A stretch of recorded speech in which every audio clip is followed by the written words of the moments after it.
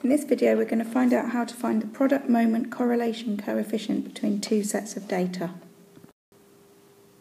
You should have already seen the idea of a line of best fit for a set of data in GCSE, but what we're going to look at first is correlation. So it's a measure of the link between the two things that you've measured. At GCSE you probably learnt to describe correlation as either positive, meaning the line of best fit has a positive gradient, or negative, meaning that the line of best fit has a negative gradient. And that is fine, that's true, but at A level we get a bit more sophisticated with our descriptions. A positive gradient means that as this thing, whatever it is, increases, this thing, whatever it is, also increases. So as you do more revision, you get a better mark. As you eat more cake, you get a bit fatter. A negative gradient is the opposite. So as this increases, this decreases. This variable here decreases.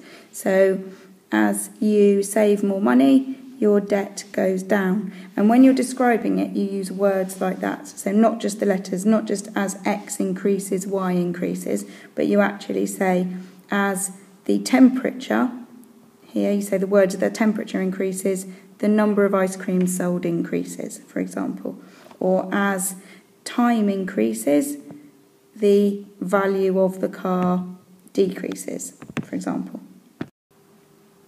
To give a bit more detail about the correlation, rather than saying just positive correlation, as that increases, or negative gradient, as that increases, that decreases, we actually assign it a number.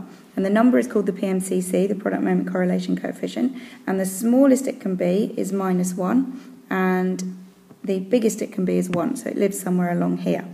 Anything around 0 is basically rubbish correlation. So this would have a PMCC of something near 0, minus 0.23, 0.1, something like that.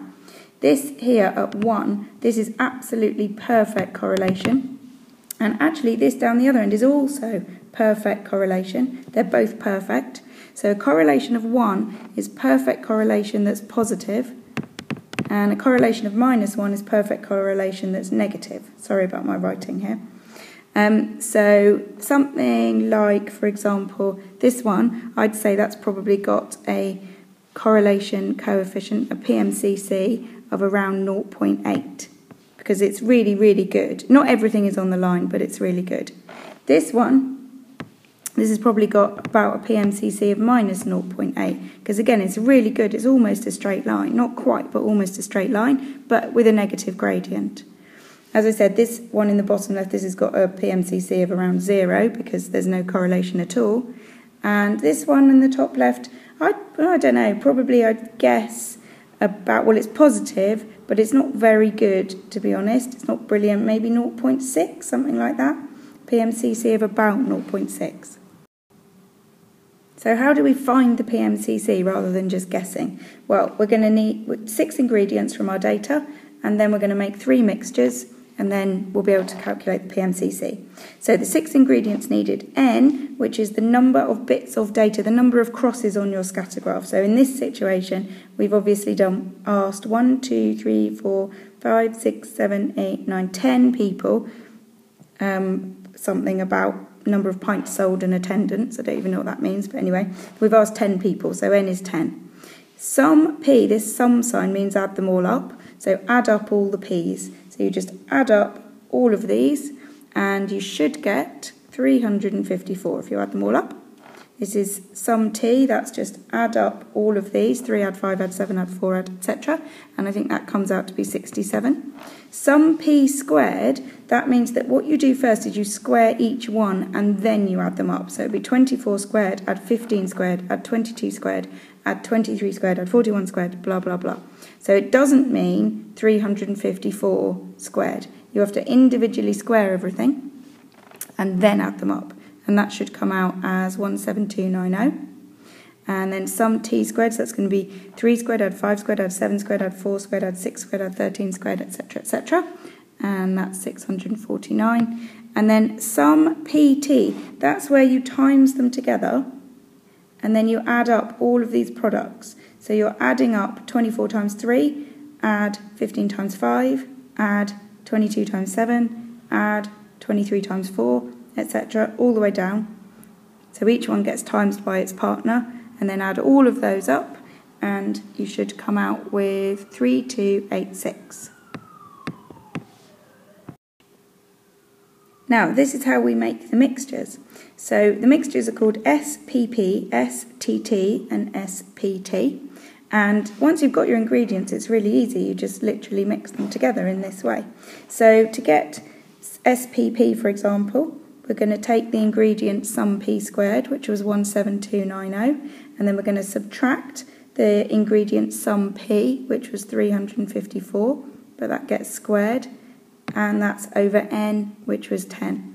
And then you can calculate that just on your calculator, and you should get 4758.4. Now that's not exact, that carries on, and I would save that into my calculator in memory A, just so that I knew that I'd saved it as memory A. STT, same idea, we're going to do the sum of T squared, which is 649, and then we're going to, no it isn't, yes it is, then we're going to subtract the sum of T, which is 67, but squared, divided by N, which was 10, and that comes out to be 200.1. I think there's more digits than that, so I'm going to save it in my calculator as B. Finally, SPT, this is the sum not of P times P or T times T, but the sum of PT, and that was 3286, and then we subtract sum P, 354, times sum T, 67, again divided by N, which is 10, and this comes out to be 914.2, and I'm going to save that in the calculator as C.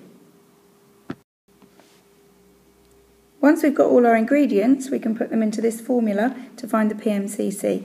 And the letter that we use here is rho, which is like a sort of curly P, and it's the Greek letter R, rho, and it's going to be our SPT. Now, I saved that in my calculator as C, divided by the square root of what I saved as A, times what I saved as B. So because I can get everything in my calculator exact, I know I'm not going to lose any accuracy. But the calculation we're doing is SPT, which was 914.2, over the square root of, and then the other two times together, for 4758.4 times 200.1. And that should come out to be 0.936888697, etc. And we always give our answer to finally 3 significant figures. 9, 3, 6 rounds up to 7. So that's 3 significant figures. So this is a really good correlation. I mean, this actually, in fact, I guess this one would be a lot lower than that. This is a really good correlation. Or maybe this graph doesn't correspond to this set of data. That's also a possibility. But 0.937, I mean, that's like the dots are really going to be very, very close to the line like that. So we would describe this as a positive correlation, but we would say as P increases, T increases, or T also increases. I think this was the P-axis, and this was the T-axis. So as P increases, T also increases. Could also describe that as a strong positive correlation. Strong positive correlation because it's so good.